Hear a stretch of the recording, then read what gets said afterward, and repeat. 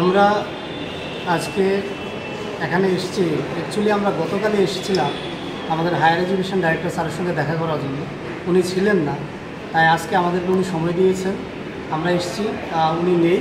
আমরা তারপর additional director স্যারের সঙ্গে দেখা করলাম। আপনারা জানেন ইতিমধ্যেই আমাদের রাজ্যের মধ্যে বিভিন্ন কলেজে ভর্তি প্রক্রিয়া চলছে, কিন্তু সেখানে আমরা দেখেছি এখনও বহু সংখ্যক ছাত্রছাত্রীরা কলেজের মধ্যে ভর্তি হতে পারছে না। তারা কখনো কলেজ কর্তৃপক্ষের সঙ্গে, কখনো ডাইরেক্টর অফিসের সামনে এসে ধর্ণা দিচ্ছে, কিন্তু এখনও ভর্তি হতে পারছে না তারা। তো সেই জায়গায় দাঁড়িয়ে আমরা আজকে এখানে স্যারের সঙ্গে দেখা করতে এসেছি এবং কয়েকটা ডিমান্ড নিয়ে এসেছি, যেন ছাত্রছাত্রীরা বিনা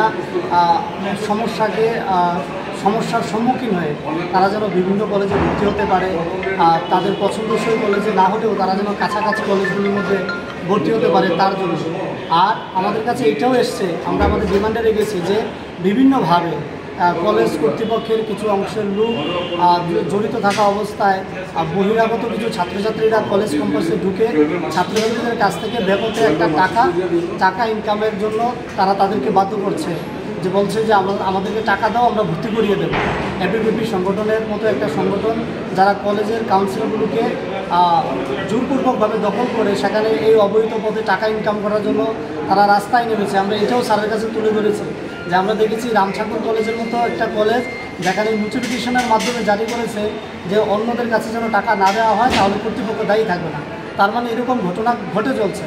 আমরা আজকে এডিশনাল ডাইরেক্টর স্যারের কাছে এই তথ্যটা তুলে ধরে বলেছি যেন উনি অনতিবিলম্বে বিভিন্ন কলেজের মধ্যে যোগাযোগ করে নোটিফিকেশনের মাধ্যমে কলেজ কর্তৃপক্ষকে অ্যালার্ট করে যেন ছাত্রছাত্রীদের কাছ থেকে কোনো অবৈধ সংস্থা টাকা না নিতে পারে তার ব্যবস্থা করার জন্য, এবং যারা ভর্তি হতে চাইছে তাদের জন্য একটা সুগম পথ বার করার জন্য। আমাদের সঙ্গে একটা ছাত্র এসেছিল, ওর নাম আবদুল্লাহ।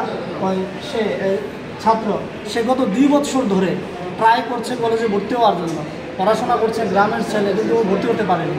আমরা আজকে একটা জ্বলন্ত উদাহরণ স্যারের সামনে তুলে ধরেছি, বলেছি স্যার দেখেন সে গতবারও ট্রাই করেছে, ভর্তি হতে পারেনি, এবারও ট্রাই করেছে, এখনও ভর্তি হতে পারেনি, তারও তো পড়াশোনা করার অধিকার আছে।